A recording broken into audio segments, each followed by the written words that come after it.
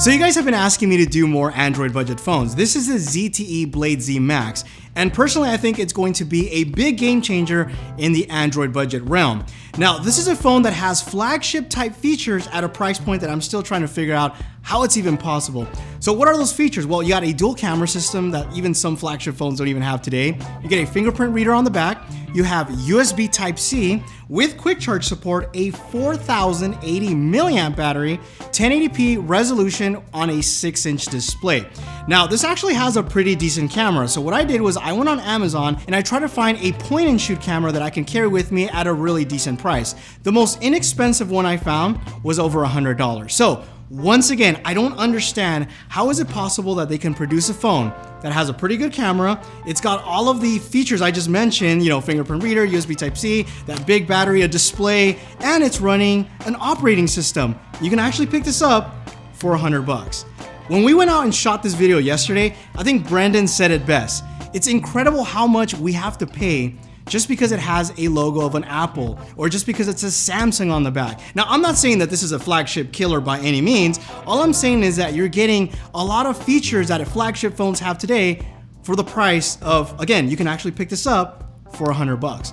So let's go ahead and dive in and look at what this phone is capable of doing. We'll start off with the camera, which actually impressed me the most because it actually took pretty good pictures. Now, this has a dual camera system and it does things very similar to these flagship phones which have a portrait mode. Now, I'm gonna be honest, portrait mode is a hit or miss. Sometimes it did pretty good, sometimes it looked kind of funky like this picture that you see here. Now, there is another mode called Bokeh, and Bokeh actually worked a lot better because it allows you to adjust the aperture, and basically after you take the picture, you can still readjust that after the fact, which I think is really nice. Whereas portrait mode, what you see is what you get. Now, here's some sample pictures just to kind of give you an idea of the type of quality that you can expect.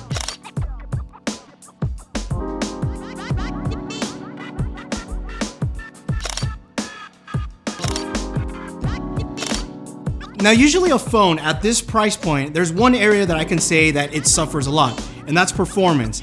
I can honestly say that this phone did not give me any performance issue. Any games I played, any type of applications I was using ran perfectly fine. In fact, this phone reminds me a lot like the Nexus 6, even in its form factor, the size, the shape, and just about everything in general. However, this is more of a modern version of the Nexus 6 because the Nexus 6 does not have a fingerprint reader, does not have USB Type-C. In fact, even if you try to pick up a used Nexus 6, you're gonna pay double the price of this. So performance is not something that you should be worried about. Now, battery life. This phone is very strong when it comes to battery life.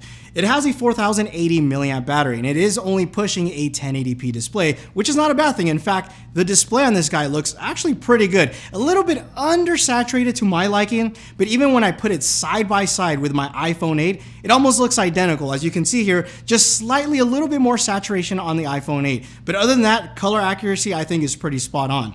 But going back to that battery life, I left this phone unattended for about 2 or 3 days and only 3% battery life was drained. And even when I used it on a day-to-day basis, this is an area where you're not gonna have any issues with. Now, this does have a fingerprint reader on the back and it actually works pretty fast. It's not the fastest compared to other phones out there, but it does work pretty good. Now, when I think of a budget phone, I think of an unattractive phone, something that doesn't look good or something that I personally wouldn't wanna carry.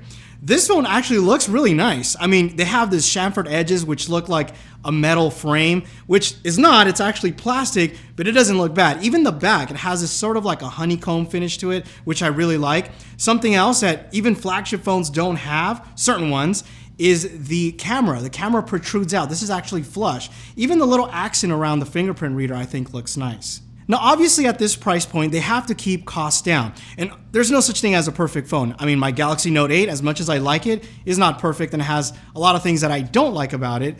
My iPhone 8 Plus, same thing. It's not perfect and I paid almost $1,000 for it.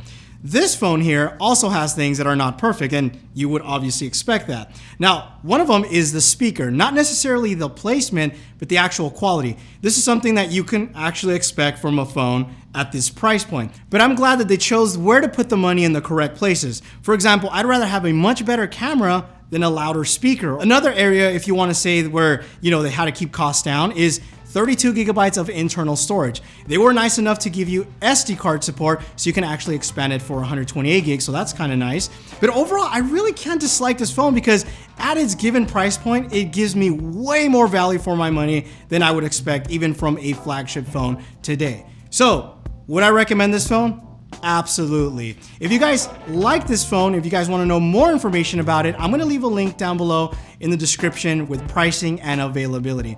Also, if you like this video, give it a thumbs up. And if you want to follow me on social media, follow me at MondoBytes. You can find me on Snapchat, Instagram, Twitter, pretty much on all social networks.